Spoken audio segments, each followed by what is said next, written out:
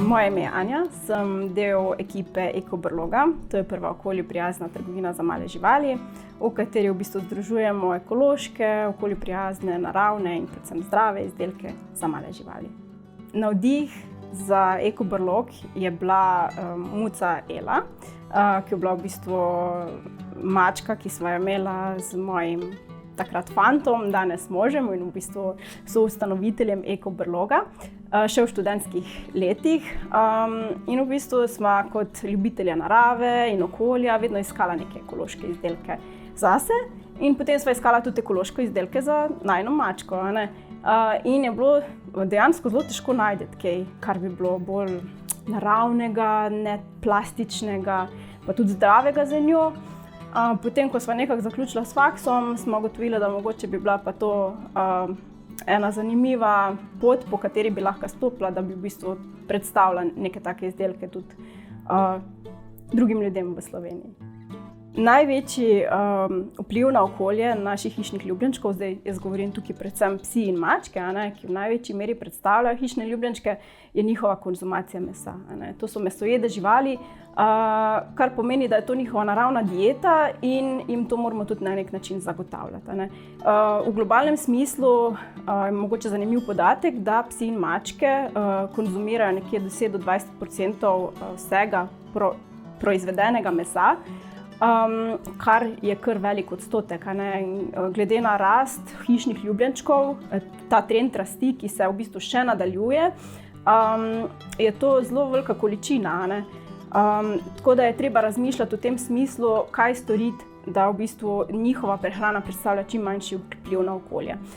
Zdaj, kar se meni zdi najbolj smiselno za poudariti, je, da na prvem mestu poskrbimo, da je hrana, če imamo možnost, da je hrana naših živali čim bolj sveže pripravljena, iz lokalnih, ekoloških, po možnosti sezonskih sestavin. Druga možnost je, da pač smo pozorni na to, da uporabljamo čim bolj ekološke vire beljakovin za naše živali, se pravi, če jim kuhamo meso, da kuhamo meso, ki ima čim manjši ogljični odtis, kot je na primer perutnina ali pa ribe. Spet tu imamo zelo veliko polemik okoli rib, morajo biti res ribe iz trajnostnega ribolova, če ne, spet nismo nič naredili. Potem imamo pa te alternativne vire beljakovin, ki so, kot sem rekla, lahko vegetarijanske, kakor nekateri zagovarjajo. Lahko so pa tudi to kakovostne živalske beljakovine. Kot alternativen vir beljakovin se recimo navajajo beljakovine žuželk. Vzreja žuželk je v bistvu veliko bolj ekološka kot konvencionalna prireja mesa. Porabi manjše količine voda, manjše količine energije, hkrati pa porablja neke ostanke hrane, ki jih sicer zavržemo in v bistvu proizvaja metana pri gnitju.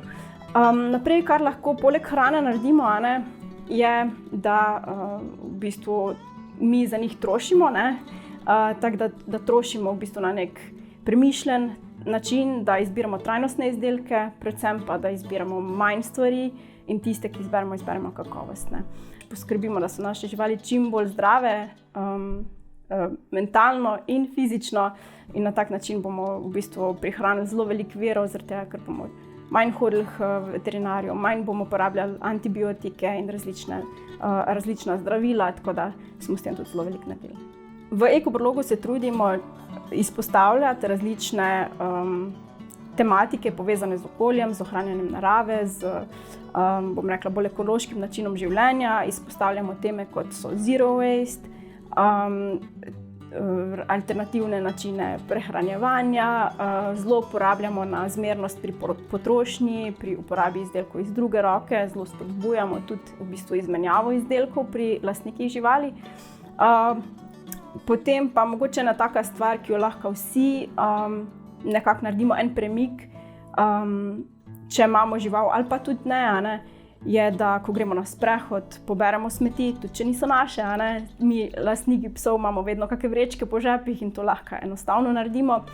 Pa tudi mogoče manjša poraba teh plastičnih vrečk, kar vsak lastnik psa, tisti, ki pobira iztrebke za njim, uporablja vrečke.